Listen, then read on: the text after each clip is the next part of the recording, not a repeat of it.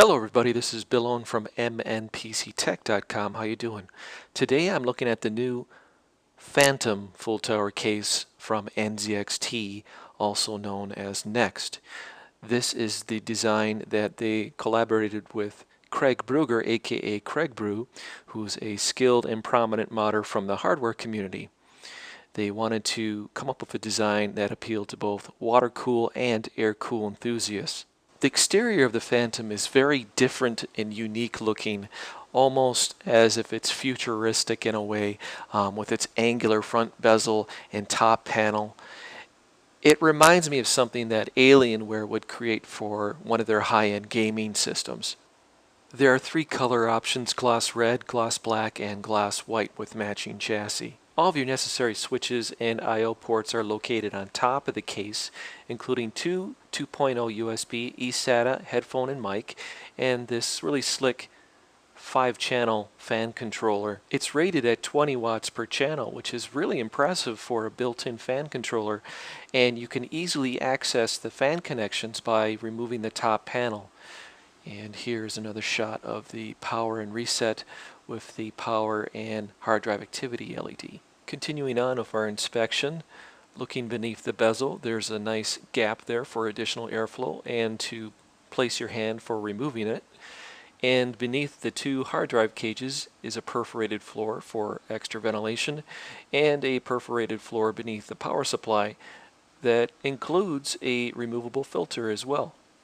And that's for a 120 millimeter fan. Behind the front drive bay door hides five 5¼ optical drive bays. Each one of the optical drive bays has this perforated screen drive faceplate cover with a built-in toolless release that actually works quite well. I've never seen this before and I like it. I also like how the front bay door has a tiny magnetized latch. The side panels also incorporate a feature I've never seen before: spring-loaded thumb screws. You can screw in a thumb screw, push it down to release a panel, push it back up, it locks in place. Pretty slick. Now let's take a look inside. It has 7 internal 3.5-inch bays with the option of holding 7 solid-state drives. I spotted 2 sets of water-cool inlet-outlet tubing holes, and it looks like NZXT's been listening to the community in regards to cable management features. They've got some nice grommeted holes in the motherboard tray for cables. And the smaller hard drive cage is easily removed with screws. The optical bays have a new toolless design I've never seen before. It's a combination of hard ABS plastic and rubber. And what I really like about the design is that they're easily removed if you want to repaint your chassis. The thick rubber pedestals for the power supply for dampening vibration are a nice touch too. The 7 hard drive trays are a toolless design as well, and they have these convenient built-in vibration dampening grommets, and they also accept solid-state drives. The Phantom provides ample hard drive cooling from not only the front of the case with optional 120 mm or 140 mm fan, but through the side panels as well. The 2 included 120 mm fans draw in cool air from the left access panel over the hard drives for a cross-flow cooling effect by pushing the warm air outside the right access panel. The Phantom doesn't have a removable motherboard tray, but they did provide plenty of good cable management holes, and I like the fact that these rubber grommets didn't easily come out. And there's also a nice gap between the back side of the motherboard plate and your right access panel. I measured it, and it's about an inch gap in there for routing cables, which is really nice to see. When it comes to my personal preferences for computer cases, I usually go for all aluminum construction, sometimes steel, definitely not plastic. I'm not a fan of anything plastic in my computer cases, but I will say that I was pleasantly surprised at the construction of the front bezel and the top panel on the Phantom. It's very durable ABS plastic, and so if it falls on the floor, you don't have to worry about a tab being broken or not. So I was definitely impressed.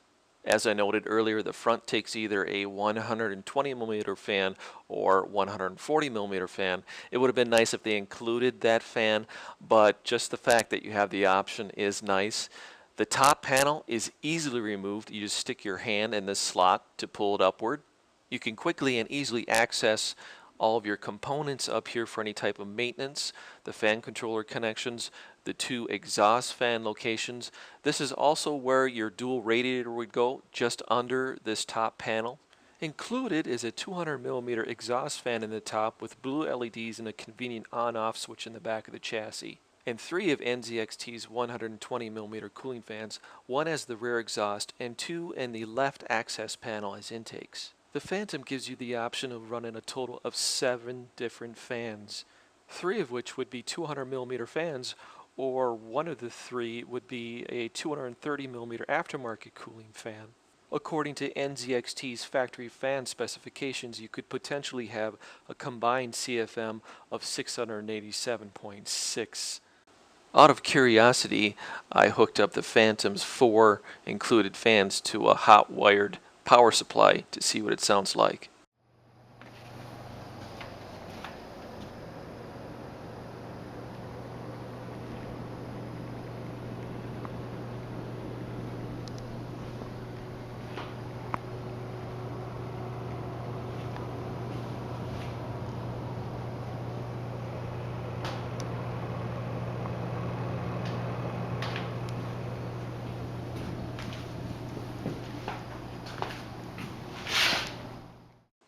In my experience of using other NZXT cases, they've always been very accommodating with the fasteners for your build. They even included some washers for dual radiator installation, black anodized thumb screws, black anodized optical and hard drive screws, motherboard standoffs, and a variety of other miscellaneous screws, so you've got everything covered when you do your build.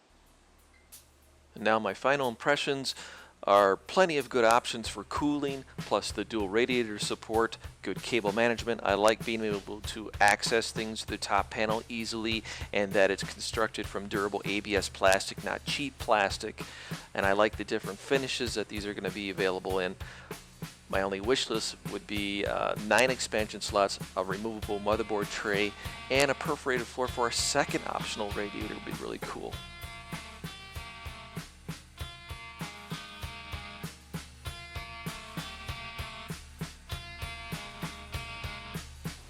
Thank you to NZXT for the opportunity to look at the Phantom case first. You can check out my other projects and reviews on my blog at casemodblog.com, where I've got plenty of PC modding guides and tutorials.